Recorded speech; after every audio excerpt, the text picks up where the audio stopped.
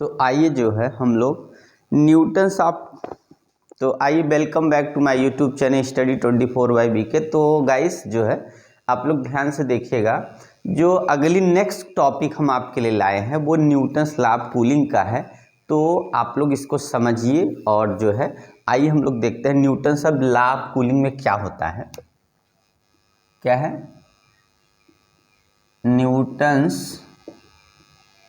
Law of cooling.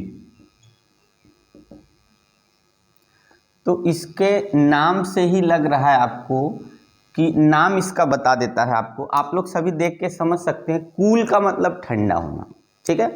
तो Newton's ने ला दिया और ये बताया कि अगर कोई चीज़ हम लोग क्या करते हैं नेचर में, मतलब ऐसे ही सिस्टम हमारा कोई है, उसको अगर हम नेचर में रख देंगे तो धीरे धीरे करके वो क्या हो जाएगा, ठंडा हो जाएगा।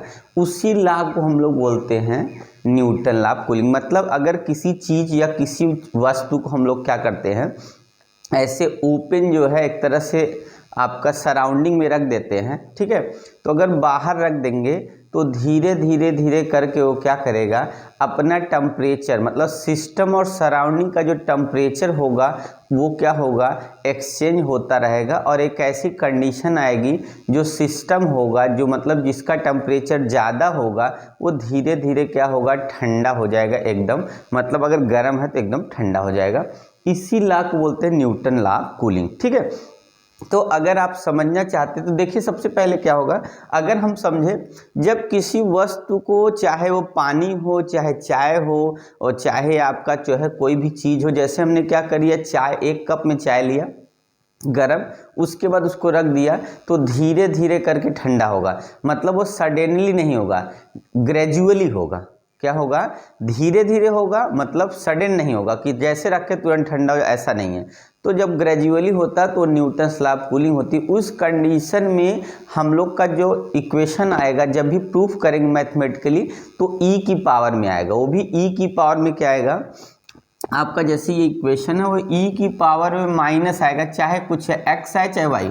मतलब अगर वाई यहाँ लिया तो आपका ये, तो इस टाइप के जो इक्वेशन होते हैं उसको बोलते हैं एक्सपोनेंशियल। और एक्सपोनेंशियल में अगर यहाँ प्लस है, इसका मतलब है जैसे ये ग्राफ है आपका, तो धीरे धीरे आपका ग्राफ होगा ना तो ये इंक्रीज करेगा। पर अगर यही माइनस लग जाए यहाँ पे ना, तो आपका ये धीरे धीरे क्या करता है, ऐसे मान के चलिए ऐसे ऐसे डिक्रीज करता है, ऐसे ऐसे, ठीक है। ये कंडीशन है। फिर से देखिएगा, अगर आपका ई की पावर प्लस है तो आप यहाँ से आप ऐसे चलोगे और आपका ऐसे इंक्रीज करेगा, ये आपका प्लस का हो गया। मतलब y इज इक्वल ई की पावर प्लस एक्स कह सकते हैं। और यही चीज़ अगर आपका ऐसे है तो आपका यहाँ से ऐसे डिक्रीज करेगा। मान लीजिए यहाँ पहले ज़्यादा है तो धीरे धीरे धीरे करके ऐसे डिक्रीज करेगा। तो ये आपकी कंडीशन है। तो यहाँ y की पावर होगा ई की पावर माइनस एक्स, मान लीजिए ऐसे। तो ये पॉजिटिव होता है और ये वाला क्या होता है, नेगेटिव। इसका मतलब यहाँ पे क्या है, पहले ठंडा है और बाद में गर्म हो रहा है, ये चीज़ है। पहले ठंडा है फिर बाद में क्या हो रहा है, गर्म हो रहा है। मतलब इसका टेम्परेचर पहले लो है और बाद में धीरे धीरे क्या करके हाई हो जाएगा। और यहाँ क्या पहले हाई है, यहाँ पे जो कोऑर्डिनेट है ये टेम्परेचर का कोऑर्डिनेट है और यहाँ पे ये टाइम का कोऑर्डिनेट है। समझ रहे हैं, ये टेम्परेचर का कोऑर्डिनेट और ये टाइम का कोऑर्डिनेट है। तो अब क्या होगा, यहाँ पे क्या होगा, धीरे धीरे क्या होगा, बढ़ेगा। तो यहाँ क्या पहले बहुत कम है टेम्परेचर और बाद में टाइम के साथ टेम्परेचर बढ़ता जा रहा है। यहाँ पे क्या है, टाइम पहले बहुत, टेम्परेचर बहुत ज़्यादा, टाइम बहुत कम है, तो टेम्परेचर बहुत ज़्यादा। जैसे जैसे टाइम बढ़ेगा आपका देखिए टेम्परेचर डिक्रीज करके लास्ट में क्या होगा, जीरो हो जाएगा। आया समझ में। ये न्यूटन्स लॉ ऑफ कूलिंग का कॉन्सेप्ट होता है कि अगर देखिए न्यूटन्स लॉ ऑफ कूलिंग का मतलब है कोई चीज़ अगर हॉट है, गर्म है, तो धीरे धीरे ठंडा हो जाएगा। इसी को बोलते हैं न्यूटन्स लॉ ऑफ कूलिंग। क्या है न्यूटन्स लॉ ऑफ कूलिंग, कि अगर कोई चीज़ गर्म है वो ठंडा होगा, धीरे धीरे करके ठंडा होगा। इसी को न्यूटन्स लॉ ऑफ कूलिंग बोलते हैं। गर्म चीज़ को ठंडा होना है और ठंडे को गर्म होना है, पर न्यूटन्स लॉ ऑफ कूलिंग में ठंडे को गर्म होना ये नहीं बता गया है, बस इतना ही बता गया कोई चीज़ हॉट है, गर्म है, तो वो धीरे धीरे करके ठंडा होगा। अब इनका चलिए मैथमेटिकल फॉर्म देख लेते हैं। क्या है, पहले स्टेटमेंट देख लिए क्या है,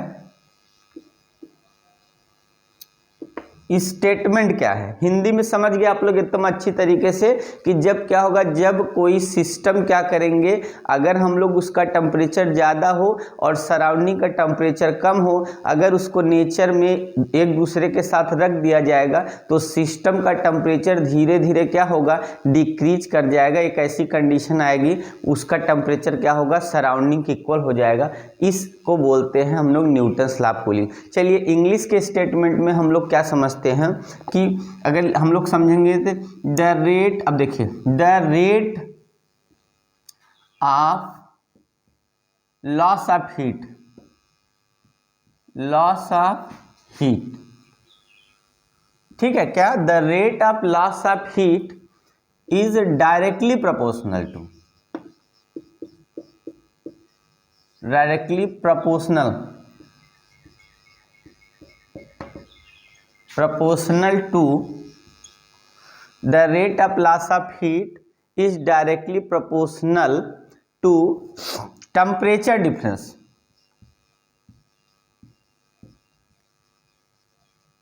temperature difference between system and surrounding।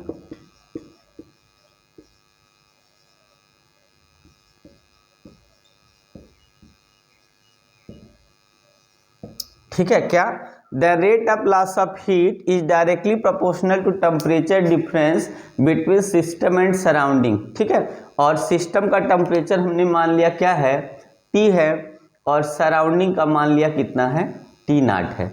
तो क्या बोला, the rate of loss of heat is directly proportional to temperature difference between system and surrounding. फिर से याद करिए, the rate of loss of heat is directly proportional to temperature difference between system and surrounding. The rate of loss of heat is directly proportional to temperature difference between system and surrounding.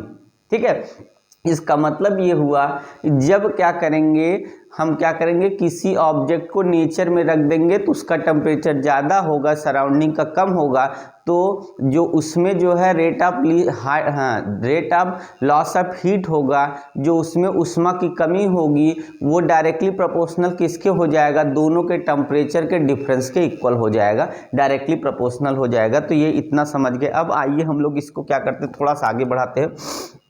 अगर हम लोग क्या होगा, dQ/dt, इसी को ऐसे लिखते हैं, rate of loss of heat मतलब माइनस लगा दिया, और डायरेक्टली प्रोपोर्शनल टू कितना हो जाएगा, K इंटू कितना हो जाएगा, टेम्परेचर डिफरेंस हम लेते हैं डायरेक्ट ΔT, ये टेम्परेचर डिफरेंस हो गया। ठीक है, क्या होगा, rate of loss of heat directly proportional to temperature difference. तो यहाँ पे अच्छा के नहीं, यहाँ प्रोपोर्शनल की साइन है। अब माइनस dQ/ कितना लिख देते हैं, dt इक्वल लिखेंगे तो यहाँ एक कांस्टेंट आ जाएगा और टेम्परेचर डिफरेंस dt हो जाएगा। अब हम लोग जानते हैं Q is equal to m, और ms इंटू कितना होता है, यहाँ पे टेम्परेचर ले लेता है, यहाँ पे टेम्परेचर कितना होगा, Q is equal to ms into T, कितना होगा, Q is equal to ms into T हो जाएगा। ठीक है ना, तो यहाँ पे आपने देखा, यहाँ पे आप टेम्परेचर डिफरेंस ले रहे हैं, तो आप यहाँ पे क्या कर दिए कि यहाँ पे T ले लीजिए, या ऐसे भी लिख सकते हैं, T माइनस T0 भी ले सकते हैं, या आप सिर्फ ओनली क्या कर लीजिए, टेम्परेचर डिफरेंस T ले लीजिए। ठीक है, तो यहाँ पे आपकी वैल्यू आ जाएगी, तो Q is equal ms, Q is equal ms, और यहाँ K इक्वल टू यहाँ कितना हो जाएगा, तो यहाँ पे dt लिख लेंगे, यहाँ चाहे dt लिखिए चाहे यहाँ लिखिए, तो आपने लिख दिया यहाँ कितना हो गया, तो ये हो गया आपका dt।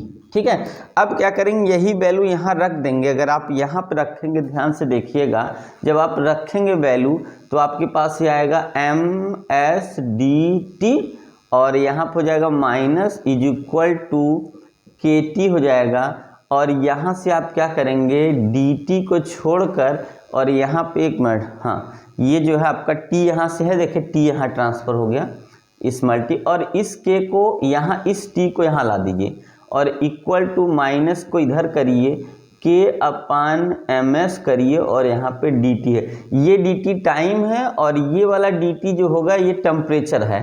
ठीक है, इसको बोलते हैं टेम्परेचर डिफरेंस, ये टेम्परेचर डिफरेंस है।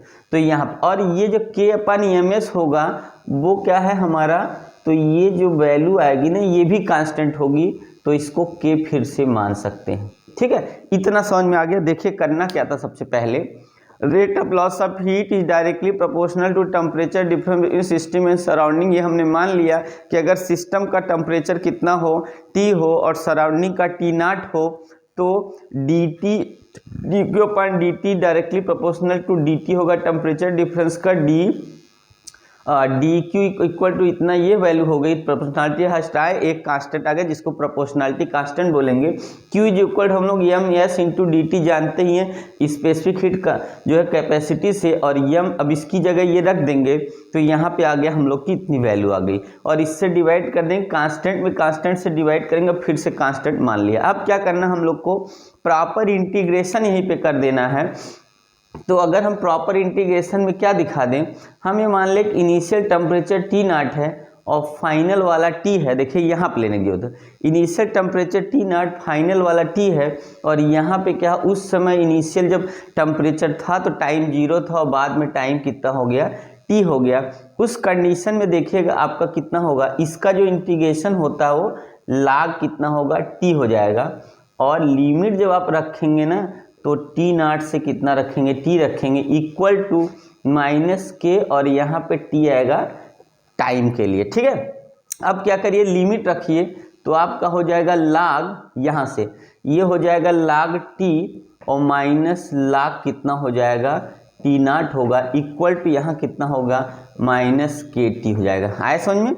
तो आपने क्या लिखना है यहाँ पे, फिर लिखना है यहाँ log, और ये log m-n का यहाँ माइनस, इसलिए कितना होगा, T/, ये T0 हो जाएगा इक्वल टू -KT हो गया। ठीक है, फिर उसके बाद करेंगे क्या, एक log हटाने का फॉर्मूला होता है। अगर ये log हटेगा, यहाँ जो भी वैल्यू होगी e की पावर में, मतलब एक्सपोनेंट में चली जाएगी, तो आपका देखिए ये एक्सपोनेंट में आ गया।